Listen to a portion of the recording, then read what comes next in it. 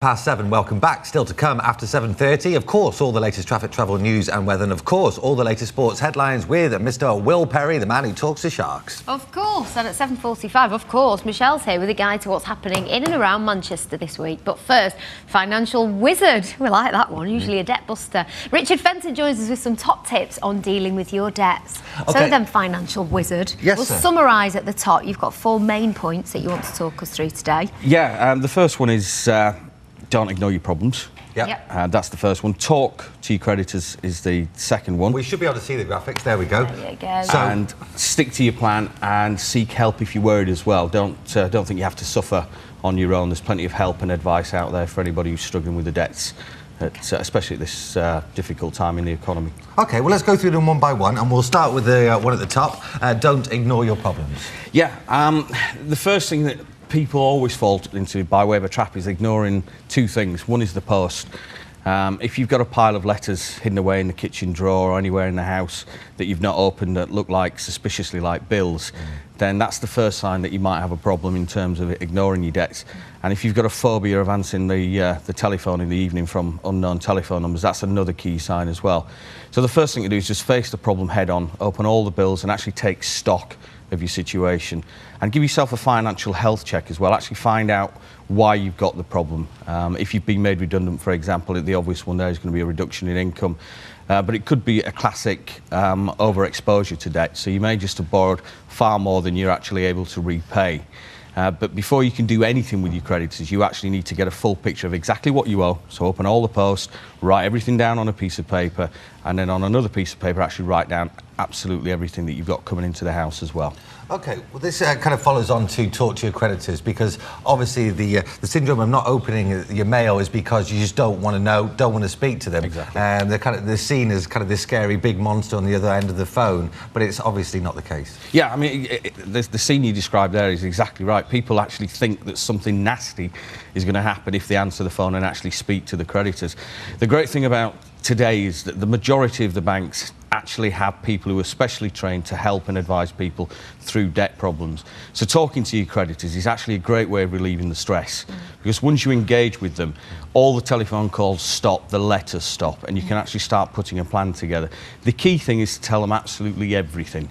If you've had a change in circumstances, if you've lost your job, it could be a family breakup, for example. So whereas there were 2 incomes, there's now 1 income, or it could be just one person in the family's lost their job, or it could be the overexposure again, or a loss of equity in the property. They're perfectly able to deal with your problems. So talking to them either on the telephone, or if you don't feel you can actually speak to people on the phone, put everything down into a letter. You can use pretty much the same letter for all of your creditors. Pop that in a post with a copy of your income and expenditure form, with an offer of payment, with a timeline, and let your creditors get back to you. Because it can be very overwhelming, can't you? Particularly if you have a whole stack of bills mount from a number of different creditors.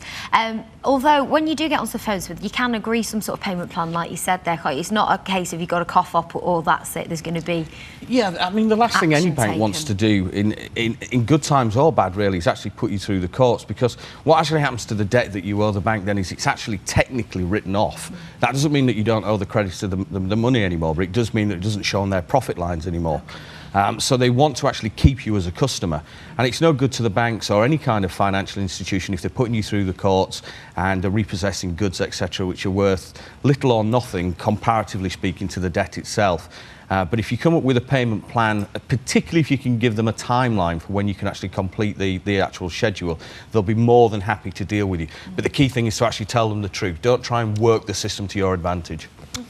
OK, so that's sticking to the plan. So the final one, if you're stuck or worried you can't cope, to seek help, where do you get help from? There are 2 very, very good places. I mean, personally, I think the best place, if you're actually struggling with your debts and you're just looking at them for the first time, is the Consumer Credit Counselling Services. You can Google that on any search engine, and the address and details will come up. You can actually speak to somebody over the phone, trained debt counsellors who will actually guide you through the process, and even better, they will actually talk to your creditors and actually make that offer of repayment on your behalf. Another good place is obviously the Citizens Advice Bureau.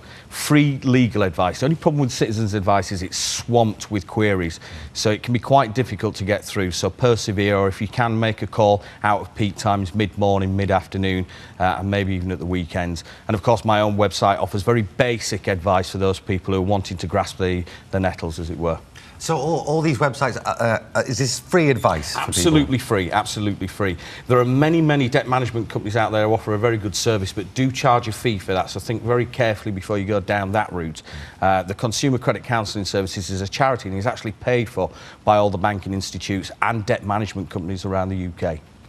Good stuff. Well, I think that pretty much rounds everything up. Yeah. Well, thanks for that, Richard. You're going to be back a little bit later at 8:30 as well. So for any of you that missed this and want to find out more about being able to control your debts, make sure you stay tuned to the Channel N Breakfast Show. Mr. Fenton will be back on Surviving the Credit Crunch at 8:30.